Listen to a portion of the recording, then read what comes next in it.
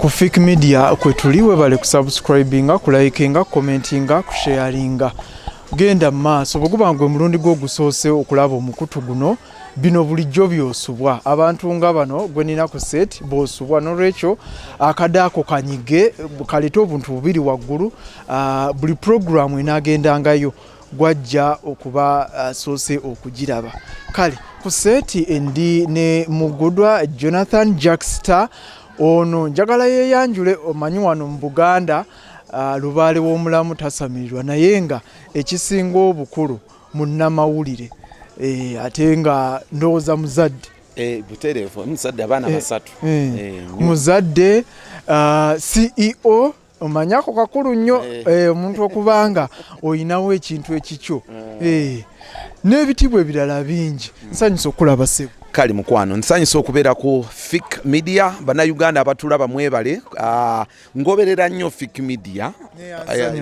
I like the way engeri gy'onoonyereza oli very investigative era bannayuganda musubwa sharinga extend the message munyumirwe okitegeera. Nze nkwanjudde mu ngeri yange naye kati omulabi mweyanjulire abiteebwa nno byonna obimazeeyo ndoze ekitiibwa ky'okuba kyoleseeyo kyekya Vice President wa Eja nze mukama wammwe munnange Fiiki Entertainment Journalist Association nze marketing manager wa Arapic Style Adhesive abakolera adhesive asiba tiles nezinywerera yonna gye muli bannayuganda mutuwagire mukozese seminti waffe oyo twakola okunoonyereza lwaki seminti tiles zibambuka nga wakazizimba netukinoonyereza nti yali substandard cement yali katale so netukola research netukola ekinyusi ekyamaanyi era bw'okozesa adhesive waffe olwo luba lufuuse lugero olwa tiles okusowokayo nga wakazisibayo.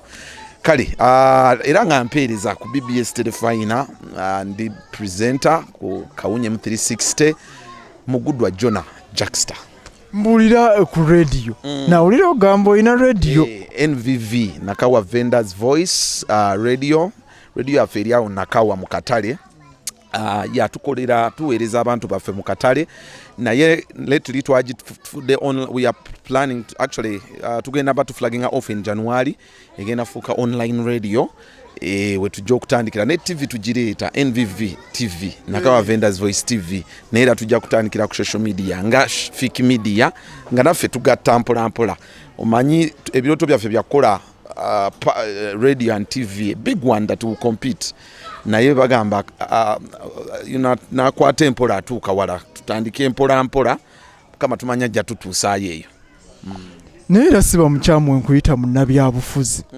ogenzeeko mu kalulu by the way abantu b'e Nakawa LC5 najja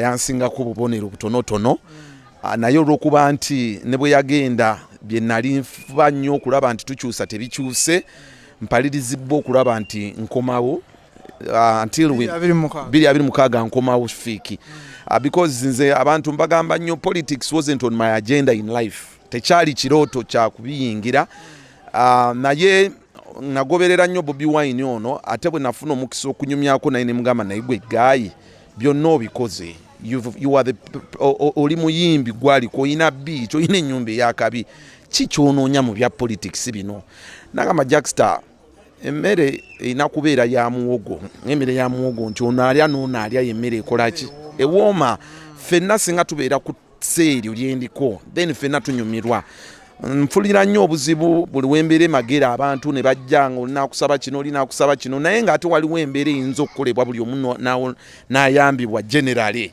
so tekyamuleeta neyeefiriza ebirungi bye yalina byonna n'ayingira for the good of the rest so nno nange bwe namuyigirako ekyo nenkiraba ne ŋŋamba ennaggulu eno gye nakulira era gye tuli mu ghetto zange eno bangi nnyo abatwegombye bangi nnyo abantu abayita obubi mu mbeera mbi ffe abamu tufunye omukisa ne tuyita mu kakuŋŋunta ako Mukama n'atuyamba so kitegeeza tulina okubaako eddoboozi tukolera bye twaleka oba okitegeera kubanga era tutabyogere tomanya nsi eno ekyuka n'enzira yeeka kati ndi nyumyaki nga nayina omukisa okubaako kyenkyusa naye saatukyusa bulamu bw'abantu bange so nno kyensuubira nti kinkomyawo era nja kuddamu now I choose to present myself there. Kibataka kikyagenda maaso mu bitundu byaffe abantu bali ku bunkenke bakyasula ku bunkenke abakyala bafa tufiiddwa abaana abakyala bangi nnyo bafa nga bazaala tulina health center zaffe wano Naguru naye tizirina malwala tizirina malagala tizirina biki security mu kitundu tulina poliisi eri awo naye abantu baffe essaawa 12 beebase ku lw'okuba ababbi ate nga abamu abaana b'abasirikale kale nno they have not done enough to bring security. Ebitala twabibasaba babiteeke kukuba abantu because basasula omusolo babigwana. Bingi abaana tebasoma. We can lobby for them bursaries zisobola okusakibwa singa oba mu offices ezicommandinga. Olowooza akabbiri abiri mu kaago n'okawangula? Nja kawangula ekisooka nina okukawangula ku mulundi guno kubanga luli neyampangula ndoza yampanguza obululu nga bwobwo. So kyensitubira nti ku mulundi guno obwo nabo mbufunye kuba nagenda ne mugamba oba lwaki temwabumpadde ate kati nabo balabye ekyama. Naye ate n'ekiriwo nti nga bwe gambye nti ensi the world wants someone who has done something, not someone who explains how we try to do something. Ensi yagala nnyo omuntu abadde akoze ekintu. So omuntu annyonnyola nti nali njagala kukola ekyo ekintu naye bampona. So nze njagala kikola nzize nkigamba abantu so ngenda kigezaako bwe kirigambira ndigamba waayi nakigezaako sirinyumiza abantu kimanyi nno nali njagala okwesimbawo mponya abantu bange naye no ndigamba nakikola ne bwe kiba oba kitegedde. So sometimes you have to go for it. Mukama naagera bibye naye ku mulundi guno fiki ngenda kawangula. Oli ku kadi ya NUP ekyokulaga sayidi gy'oliko ng'ate okyali mu mawulire olowooza tekiyina ngeri gye kyaffectinga kari eno? Social media bwe yatambula edda si bwe tutambula kati teyaliiwo edda naye kati weeri. It is bwe mpagira maniyu tekiŋŋaana kukola ku TV. I think that is where also politics should be. Leadership, that is how it is. In the first place, banabafuzi be babireeta ebintu bino. Otherwise the world should have been a one subject. Oba kitegedde. Naye engeri gye babiteekamu kukyusa ndowooza nze n'ebintu byennyini bikyusa ekyo naffe bwe tukyuka it may seem abnormal but it's normal in a way. Because let me tell you something.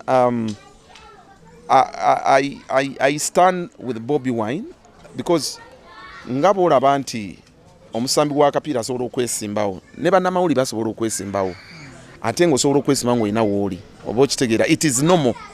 It can only be bad singa mba ndi mu direct politics olabanga tuli mu campaign eza serious era nensigala nga ndi mu side ndowooza nga munnamawulire awo kiba kikuba mba nkyali active journalist so mba na reporting antya but right now I'm actually neutral in a sense nti I belong to the NUP. I believe in the NUP ebigendererwa byabwe but I report generally because tetunatuuka mu campaign okuba nti I single myself nti NUP watali wenfiira we okitegeera but I'm proud to be represented under them kubanga olw'ebiro ideologies zaabwe olw'omukulu akulembedde ekisinde ekyo is a young man with ambition and in any case he inspired me into this. So NRM has not done enough to convince me to be like them, to be on their side. So kyenyinza okugamba nti I don't think it's now a problem. It's now a problem because I'm not practicing politics when I'm on my TV set. Bwe mba nkola on my TV nkola amabulire nga reporting generally nga bwe gali ekibi ekiri ku Bobby Wine exactly nkyakyogerako ekibi ekiri ku NRM nakyo nkyakyogerako because that is where I'm supposed to stand kuba nkyali muki active journalism but of course time comes and I will sing out myself okitegera teri ali mu gundi omu nga talina kyawagiramu abamu batya buti kukyogera naye era mu kisenge alina gyagwa which is normal which is okay because nze nsubira kye bayita freedom of expression tekitegeeza nti wetuuka ku nnamawulire freedom nevaawo freedom association association okubeera somewhere. It's also a freedom. I have a right to associate where I feel comfortable. So there's a freedom tebazijja kuba namawulire nawe osigala neyo ne freedom eyo. So I think those are the freedoms I use to exercise what I want to do, despite the fact nti ndi mawulire. Jonathan JAXTA Mugudwa gwe tuli naye olunaku luno olwaleero. Nja tutunulire ku JAXTA munnamawulire. Ene waffe baga nti abantu abasinga percentage ennene eri ku ma TV ne ku radio naddala betuwulira, that is abakola ku mpewo nti tebali professional ebintu bino nti olw'okuba alina talent so yensonga lwaki akola ku TV oba radio. Gwe okusoma kwo kuyimiridde kutya? Naawe oli omu ku abo? Nze nja kugamba mazima bino munaye saabisoma bwe kibanga professionalism bisoma saabisoma. Me, I went nenkola computer science ku YMCA. I graduated. Nenkola sikolanga yona course in journalism. Jenakoze eri recent. It's an online course. Jenakoze it's on management. It very far. The key to media is talent. And the talent tetegeeza nti obeera professional okubeera ne talent nga tosomye bintu bino oba kitegeera. And professionalism brings about ethics oba kitegeera. Kasita obanga olina talent n'otegeera ne ethics ezeetaagisa okukola ekintu ekyo kyokola okitegeera, I think you qualify to be a professional. It's not studies necessarily. The first qualification of a profession is the talent and the ethics, knowing ekyo kyokola emitendera kwotambulira ogimanyi. And kiringa omusambi wa kapiira nti egyo giyiga otya ng'ogenze ne bakusomesa. Anti oyinza obutasoma necessarily, but what bayita mentorship. Shafiki nsobola okugoberera obulungi, you a humble young man, ate bino ebyaffe biri self explanatory. Osobola okulaba ka Shafiki enkola gye kakolamu ebintu and you fall in love of that. You get no kyagala n'otandika omwemulating n'otandika okubeera mentored by him. You choose okitegeera. Where it all goes wrong nti kubanga waliwo abasomye, by the way, waliwo abasomye abagenze mu kasengejja ate ne kabakubiramu nenga basomye betwalibadde nzira nti olowooza abasomye bano bamaze budde ye abaffe ennamba eno esinga okubanga nnene ku TV nti tebalina biwandiiko nti oba yasoma masscom oba yasoma journalism and media studies nti kivudde ku kuba nti amatendekero getuyina amatendekero tegakoze kimala kusomesa bantu bano. Naye nze ndowooza n'eggwanga ng'eggwanga eggwanga lyaffe lino Uganda liri a bit, you know what is going on. Buli kimu kiri mu kufuna emirimu, in everything, buli system eri dilapidated, sijja kulimba oba kitegedde. Kakati kankubuulire, a professional gwe muyita professional asomye nga gwe muyita asomye amaze makerere n'asoma bulungi mascom we ayina degree agenda va ku mascom ekitono nnyo. Omuntu ngoyo aba ayagala atandika okukola ng'akolera emitwalo 8 kubanga asomye aba alina okufuna emitwalo nga 8 nkaaga oba kitegeera 8. Naye TV meka nga wakava mu field ezisobola okuwa sente ezo ovudde mu ttendekero bakuwadde omulimu. Exactly, because tewali kye tuyita the minimum wage standard oba kitegeera nti oli asobola okugira kyayagala kubanga singa kyali mu ggwanga nga omwana asomye ekisooka omwana asomye yakavaamu standard eba 8 nga gavumenti yakiteekawo, then afunye the experience naye naaba ku kino the minimum wage.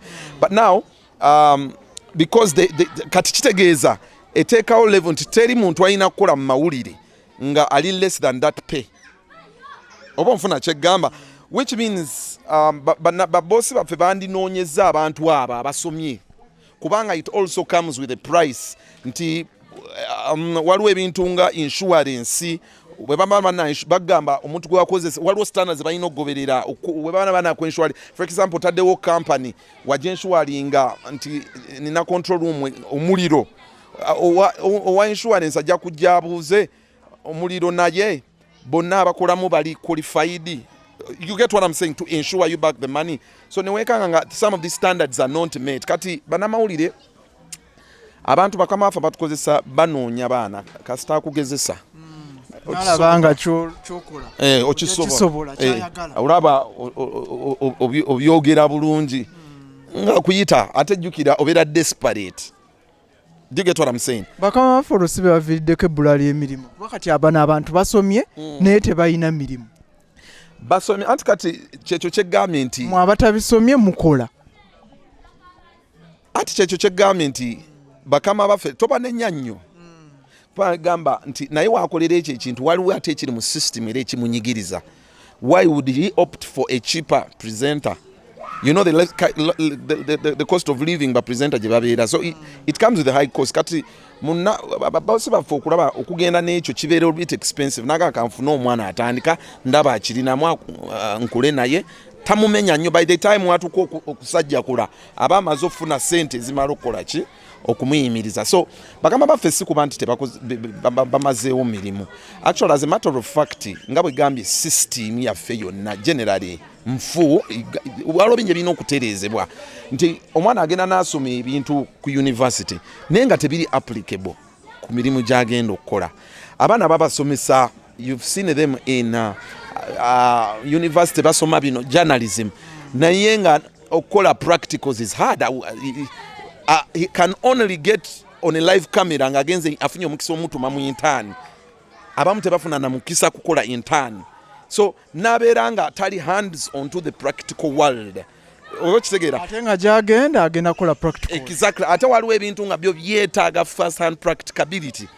Omuntu yeetaaga kwekwatirako.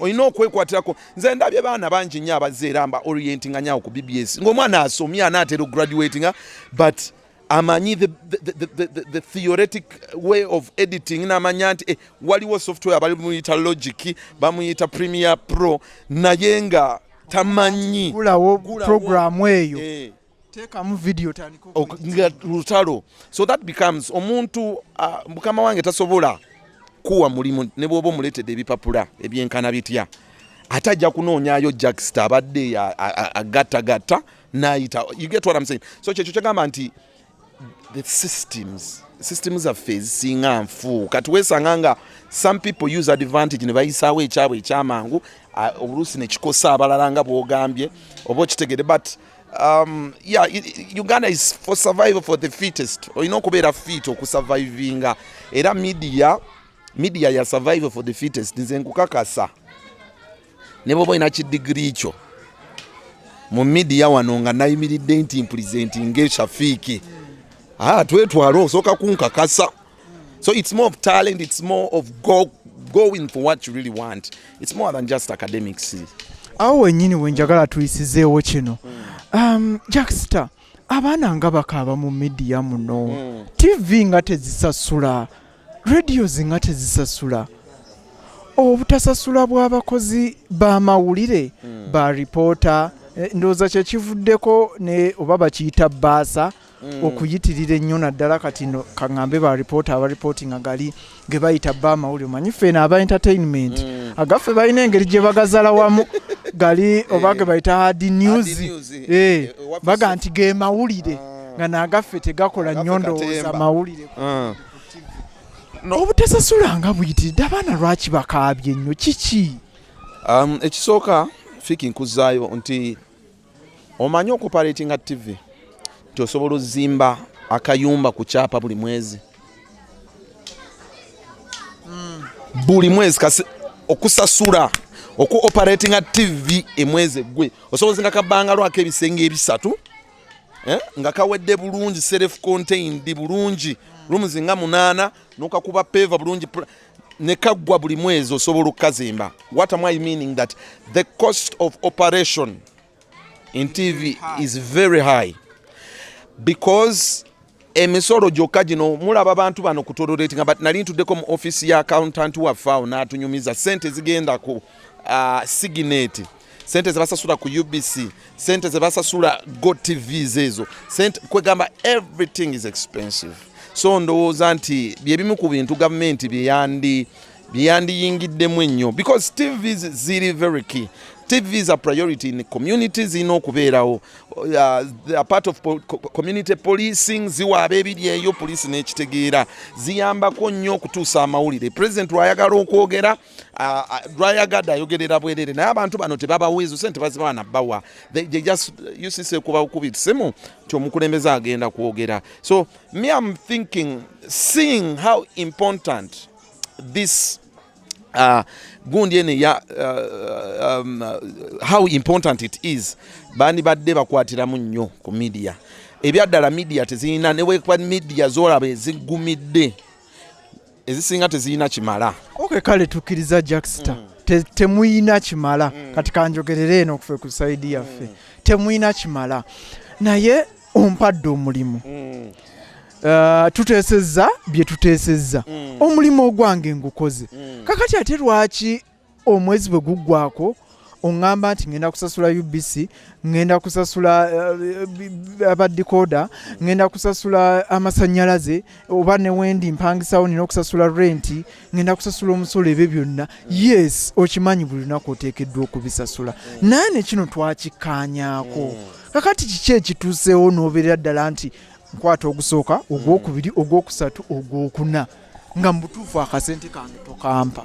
Ekyo kyo kituufu era tekyandibadde bwe kityo by the way tekyandibadde bwe kityo kubanga kyekiri kyenkuleetedde nti TV zituuse n'okuleeta abantu abali professional okwejjako bali abayinza okukola ki okubalemesa oba okitegedde okutuukiriza ekyo kye baagala. Yes, one I'm going to call up TV zino okuprioritizinga kubanga abantu bano bo batunulira nnyo operational costs okubeera renti okubeera amasannyalaze okubeera sigineti simanya wulira ne ips ebyo okusinga omukozi kyennyinza okubanga nkivumirira naye nze ndowooza nti ekiswa bwe kikyusa enswa bwe zikyusa eriiso amaaso nga naawe envuba ekyuka nze nno ndowooza the contracts we do should change. Era nze ku BBS awo bammanyi natuuka ekiseera nga they can't pay you what really satisfy you n'okitegeera naye n'otuuka n'obagamba oyogerera mu kaseera ka covid biseera ebyo nebitaba covid nga waliwo otuuka sitakyayo n'erinnya TV ekutunda ng'olina okubaako some percentage of money erina okukubeesaawo ekitiibwa ky'omupresenta ky'oba oli naye oluusi nga ne TV eyinza oba tekiina. So what we do is tutunuula ffenna ne tukolagana tugamba TV yes ompadde platform naye ku mulundi guno kanwa n'ennyo bwe nfuna sponsor tolako eki ky'ompeleko ekyange oba okitegeera. Why do you wait to be paid? Why do you wait to be paid? Oba okitegedde ate sometimes ne TV n'abaana kyennyinza obbakubiriza nti TV eno is a platform that should give you so many platforms. Oba okitegeera togitunuulira nga the resort to the last bread of yours gikozese source of money joina source of income gikozese ugatte oyiseewo ekikyo kyoyagala. There are a lot of things that come with JAXTA being a presenter Kawunyemo 360.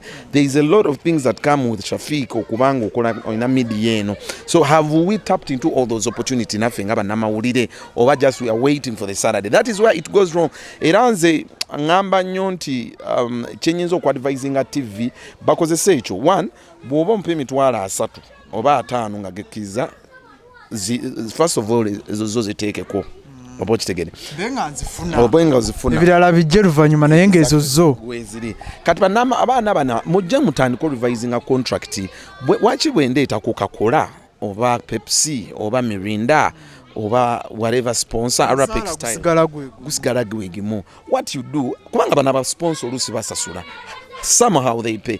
Nze myam of a view kwatako ka percentage ogamba omanyi presenter buli presenter show anajja ku show yo kano ka percentage kako ekisoko oyo mwana agenda kukola nnyo so that asikiriza ba presenter banji ba media buyer ba clients banji so buli wabaleeta on board kitegeeza ne station efuna sente. So I think we need to look that way more than nabo okweteekamu omuguwa gwo because waliwo ekigaana ebyaddala.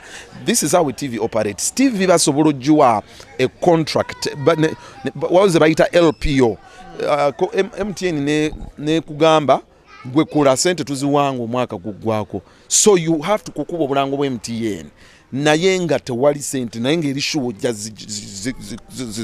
zigira zifuna kati around there TV zibeera ne haso kati TV ate endala ekizikola ekikyamu nti even after recovering that LP yo sente zimachuwalinzo baba abawa check oba check you get what I'm saying wezimala okujja ate ne bazikozesa ebirala ne banda mining omukozi oba kitegeera that is where it all goes wrong but first of all there is need to harmonize by media house balina okutegeera nti TV is a media presenter balina okumanya nti TV it is a multi-million operational business ng'olina okuteekamu ennyo nnyo ate nazo size zikyajja ennyo nnyo bangamba MTN yayinanga budgeting billion nga 3 nga yakajja 30 billions mu marketinga bichi yasala kati ina billion emu okumarketinga omwaka billion emu kwina okuwa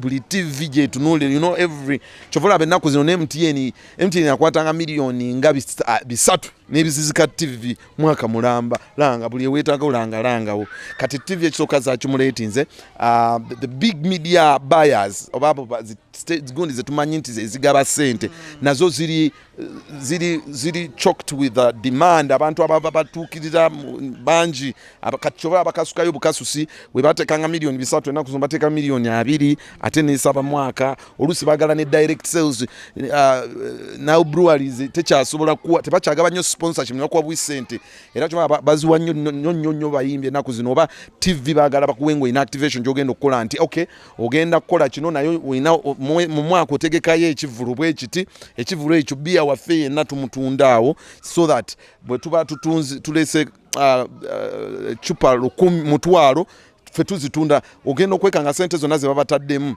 nabo bazifunye bazikomezaawo in that way kyebachagaba bugabi for visibility purposes kyokka bagala ne direct return sales nabo bazagala so ba media buyer nabo bakendeera ba advertisers tebakyali bangi nnyo betuyita ba media buyer kati ekyo kyokka then atenze ndowooza alo n'ekintu kye bayita ekya agencies zino agency nti dictating anti wanoteka wakalango companies ziwa oluusi abaana bano they undermine where their numbers ne baba bachali babwe olinagano kuwa fake media akalango ba sponsorship just because takulina akorap nainga go ina numbers under normal circumstances zandi bade bakunonya ne bakuwachi ne bakuwa kasente so echo mukimanye nti TV nazo zitoba so what do we do in that sense utilize that platform gikozese okufune byoyagala gikozese osabe emirimu PR gendo make proposals to ko bambe senyonyi kambere omwogizi wo office yo you get those kind of things. I'm a marketing manager because of my brand, you know.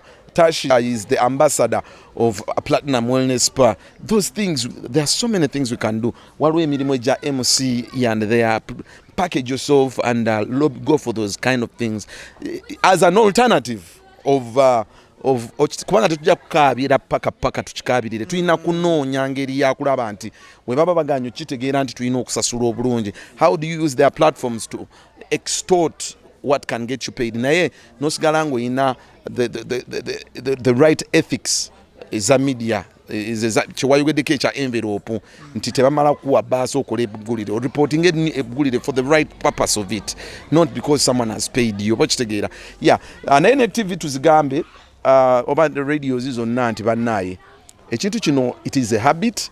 I don't know what you're going to do. Atenga tukimanyi sente muzikola oluusi abaana bano bakaabireeyo mu kukutu naye nga kibi nnyo ku employing omwana nga tosobola musasula. Okitegeera bw'oba tosobola muba mwakanya don't put a TV kubanga bwe baba rent bwe bateri okitegeezo ojja kujiggala. You make it so hard nti omwana bwe aneekalakasaamu nti sigenda kukola temunsasudde nga muleeta kajubi wamagatta waawo you know, so that the government has to okuteekawo standards eyo kyekiri webe singa intervening nnyo omuntu okola oyina contract bakusasulira NSSF ebintu byonna ebyo nga biri okitegeera biri wansi bulungi biri well laid ono bossa kiba kizibu malaga gayingizaawo omuntu kubanga it's not easy the system nayo temuwa beetu kumala gayingiza oba kugoba muntu oba okitegeera if you want to terminate terminating my contract. Yes, you pay for the emyezi sinakolerera. You get what I'm saying? When contract egwako mu December, you can do no gisasula in a contract. Mateeka kikirizibwa. Bwekibanga jala you just can't afford me, you get. Yes, okisasulira kwegamba ebintu ng'ebyo singa government ebingiramu fena tubeera protected. For starters, abasinga bakumanyidde ku Terefayina. Wasookerawa? Nze nasookera ku Record TV. Baali bagiyita show bagiyitanga Guide of the Curious, yali abaana bato ne upgrading n'enkola shenda era ku Record bagiyita Watson nga yabavubuka olwo nsajja kudde kuba media najingira ndi kavubuka katumu all level. That was 2000 and I think 2012 2013 when wanya kuzuula kakati nze bwe najja kyovalaba abantu nina muganda ngoyo Douglas Rwanga twakwatagana nnyo tulina bingi bye tufaanaganya in common ate tetuli ba Luganda weewuunyi naye abantu bamanyi we are blood brothers. So bwe najja ku Record TV okwo nali nzize kubawa akayimba nina akayimba ke nali mbaleetedde aka TV kali kana Record TV nkajjukira Record TV yetuuse wala olwa programu ezitukyamula nali muyimbi so nkaleeta Douglas bamugamba akole video yaako boss nga bakagadde kakati era mu time eyo TV yali yeetaagayo show y'abavubuka ndaga nankubira sibi nagamba negwe ekintu kyoswa kiyingira mu wano nga wayimbye bulungi ng'olabika obukujjukujju waki tojja n'owenyigano osanga omukisa guyinza okukwatiraawo nengendayo ne banteeka mu screen test. Boss nagenda olaba akavubuka akakujjukujju awo olugero lwonna erutandikira nenkola eyo show Watson njimaze actually mbana ka graduating amu katono bwenti nyaka ingira university ntandika okuyingira university awo Douglas nafuna bigger offer at NTV okola show gye bayita NTV The Beat ka definitely wali weddibo nga ulietaago zibikira ku show gye yakolanga yali famous gye bayitanga akatogo awo Daga bwagenda boss already nali mukaka boss yali anyina mu confidence ne Daga mu kugenda yagamba boss omanyi ebyaddala let me go for a bigger fish si mu bubi naye JAXTA yo I think twatuka ekiseera nga we are so tight friends nga tulowooza mulowoleza ku show ye naye n'alowooza ng'oluusi ojja ne idea nga Douglas kino kino ekintu olowooza tekyandikoze nagamba ekintu kola nno naye okitegeera oluusi naye najja nanga JAXTA tugenda kukola omanyiza an open minded guy ng'akubuuza opinion yo ngenda kukola kino ekintu how would you advise mwe mulowooza ki so ne muyigirako nnyo ebyo kati ate n'enjigano kyoyita professionals yanjigiriza okubeera professional ku TV ebyo byonna ne binyamba kati awo olugendo we lutandikira mba ndi ku Record omugaga ntake nampita yali aguddewo TV actually natandikanga PD kugunda kukubagita Delta TV ne abe mchibi ne bampa omulimu awo nkole nabo aho kati wenava ate ne bampita ku BBS nengenda negata ku BBS roundabout ne buli kati kwendi